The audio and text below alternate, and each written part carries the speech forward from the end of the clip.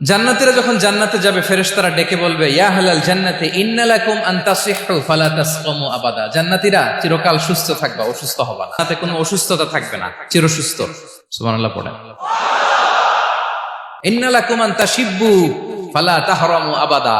তোমরা শাবাব থাকবা, বুড়া হবা না। জান্নাত হবে অ্যান্টি এইজিং, জান্নাতে বয়স বাড়বে না কারো, চিরযৌবনা, চিরযুবক। বিষ্ণু ইসলাম বলেন জান্নাতে যারা যাবে শুভ্র দাড়িবিহীন প্রত্যেকে হবে 33 বছর বয়সের। ওয়া ইন্না লাকুম আন তাহিয়াউ ফালা তামুতু আবাদা।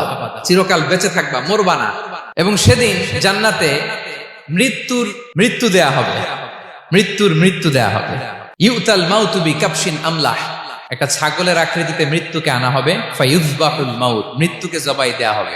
এবার জান্নাতীরা তাকিয়ে থাকবে, ফেরেশতারা বলবে ইয়া আহলাল জান্নাতি খুলুদুন ফালা মাউত। হে জান্নাতীরা চিরকাল এই জান্নাতে থাকবে। এক্সপায়ারি ডেট আছে?